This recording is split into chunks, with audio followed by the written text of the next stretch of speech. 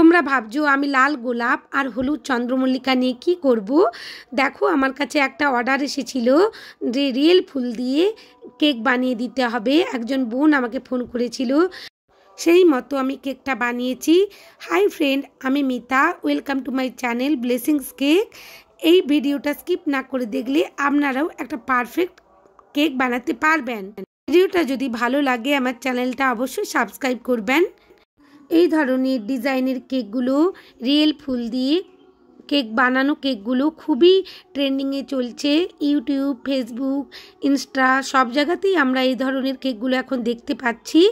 আমার এই ভিডিওটা দেখে আপনারাও বাড়িতে একটা পারফেক্ট রিয়েল ফুল দিয়ে কেকটা বানাতে পারবেন আর সবাইকে খুব খুব খুশি করে দিতে পারবেন। চলুন দেখে নেওয়া যাক এই কেকটা বানাতে আমার কী কী লেগেছে। ময়দা, চিনি, ডিম, তেল আর এসেন্স আর 1 চিমটে নুন লেগেছে। সমস্ত কিছু উপকরণই আমি রুম টেম্পারেচারে নিয়েছি। প্রথমে শুকনো বাটিতে আমি 4টে ডিম ভেঙে নিয়েছি।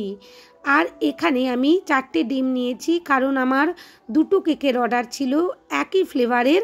তো এটা ম্যাঙ্গো ফ্লেভারের ছিল, তাই আমি 1 পাউন্ড করে 2টো কেকের বেশ বানিয়ে নেব।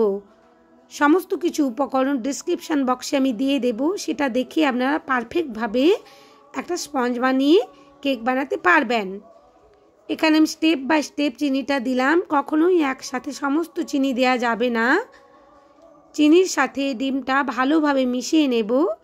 একটা ইলেকট্রিক বিটার দিয়ে ভালোভাবে বিট করে নিতে হবে 5 থেকে 6 মিনিট। একটা ফোমি আকার হয়ে যাবে ডিম আর চিনিটা মিশে গিয়ে। খুব সুন্দরভাবে আমার চিনি আর ডিমটা মিশে গেছে। এবার তেলটা দিয়ে দিলাম। তেল আর এসেন্স দিয়ে 2 থেকে 3 সেকেন্ডের জন্য বিট করব, বেশি সময় বিট করব না। আমার ফোমটা রেডি হয়ে গেছে। এরপর শুকনো উপকরণটা মিশিয়ে দেব। ময়দাটা ধীরে ধীরে একটা হ্যান্ড উইক্স দিয়ে মিশিয়ে নিতে হবে। কখনোই তাড়াহুড়ো করা যাবে না, তাড়াহুড়ো করলে ফোমটা বসে যাওয়ার সম্ভাবনা থাকে। এখন আমি ধীরে ধীরে কিভাবে মিশিয়ে নিচ্ছি ময়দাটা।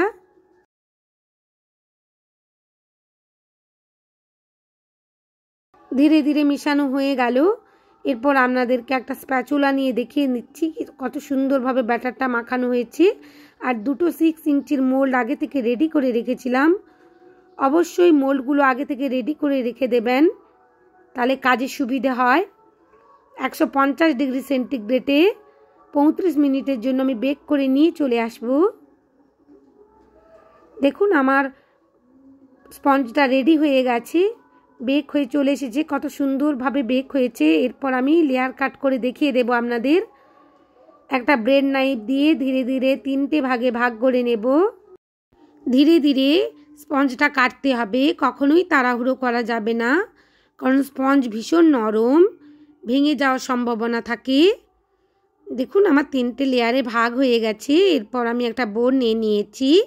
বোর্ডের মধ্যে কিছুটা ক্রিম মিশিয়ে লাগিয়ে দিয়েছি, কারণ কেকটা বাইরে নিয়ে যাওয়ার সময় দূরে যাতে না পড়ে যায়। ধীরে ধীরে সুগার সিরাপ দিয়ে সোপ করে নিলাম। অবশ্যই সুগার সিরাপটা ঠান্ডা করে নেবেন, কখনোই গরম সুগার সিরাপ দিয়ে সোপ করবেন না, তাহলে ক্রিমটা মেল্ট হয়ে যাওয়ার সম্ভাবনা থাকে। এরপর আমি ম্যাঙ্গো ক্রাশ দিয়ে দিলাম, দিয়ে ভালোভাবে একটা প্যালেট নাইফ দিয়ে ছড়িয়ে দিয়েছি। এরপর দ্বিতীয় লেয়ারটাও বসিয়ে দিয়েছি, দিয়ে ভালোভাবে সুগার সিরাপ দিয়ে সোপ করে নেব। এইভাবে সুগার সিরাপ দিয়ে সোপ করলে কেকগুলো খেতে খুবই ভালো হয়, ফ্রিজে রাখার পর ড্রাই হয়ে যায় না।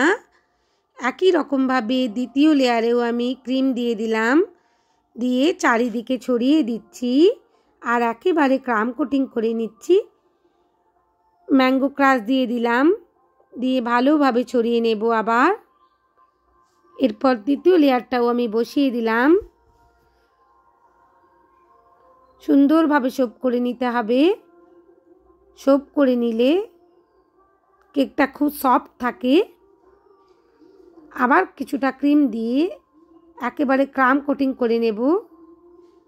খুবই ধৈর্য ধরে ধীরে ধীরে কাজগুলো করতে হয়, অনেকটা এফোর্ট লাগে এই কাজগুলো করতে। প্লিজ বন্ধুরা, আমার এই ভিডিওটা যদি আপনাদের ভালো লেগে থাকে আমার চ্যানেলটা সাবস্ক্রাইব করবেন আর পাশে থাকা বেল আইকনটি ক্লিক করে দেবেন। লাইক, শেয়ার আর কমেন্ট করতে ভুলবেন না। ক্রাম কোটিং করে অবশ্যই বোর্ডটা মুছে নিতে হবে, কারণ নাহলে ওই ক্রামগুলো আবার পরে কেকটা ফিনিশিং করার সময় অসুবিধে হবে। ধীরে ধীরে আমি ক্রিম দিয়ে ফিনিশিং করে নিচ্ছি। প্রথমে হোয়াইট কালারের ক্রিম দিয়ে ফিনিশিং করে নেব। অল্প অল্প ক্রিম দিয়ে চারিদিকে মাখিয়ে নিতে হবে প্যালেট নাইফ দিয়ে ঘুরিয়ে ঘুরিয়ে। আমার যেসব বন্ধুদের প্যালেট নাইফ দিয়ে ফিনিশিং করতে অসুবিধে হয় তারা অবশ্যই একটা পাইপিং ব্যাগের মধ্যে ক্রিম ভরে কেকটা ফিনিশিং করতে পারবেন। সেভাবে করলেও খুব সহজেই করা যায়, পাইপিং ব্যাগের মধ্যে ক্রিম ভরে করলেও।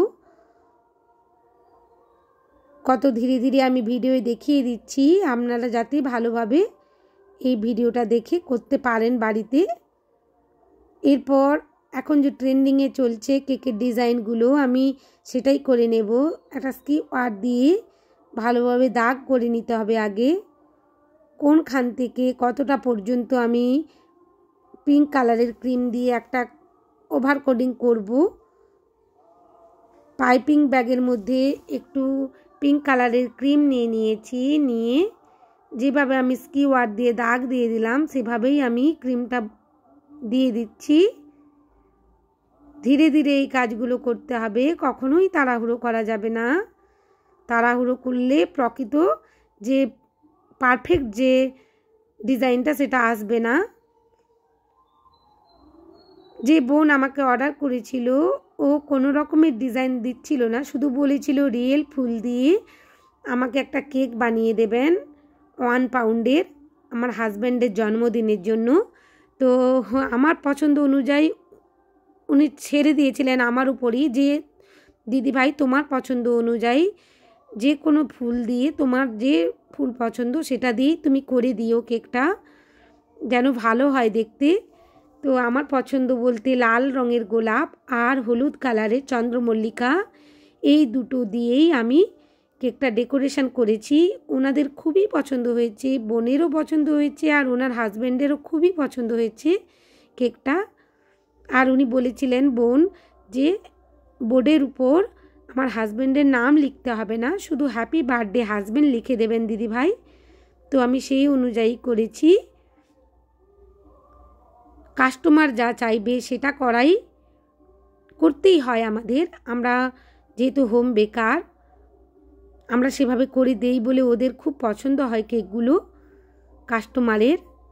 দেখুন ধীরে ধীরে আমি স্প্রিঙ্কেল ছিল সিলভার কালারের, সেটাই আমি দিয়ে দিচ্ছি যে বর্ডারগুলো ছিল তার মধ্যে। একেবারে সাইড থেকেও দিয়ে দেব, যেগুলোতে বাকি আছে সাইডের নিচে যে বর্ডারগুলো আছে ওখানেও দিয়ে দেব স্প্রিঙ্কেলগুলো। আপনাদের কাছে যে রঙের স্প্রিঙ্কেল থাকুক না কেন সেটা দিয়েই ডেকোরেশনটা করতে পারেন, কোনো অসুবিধে নেই।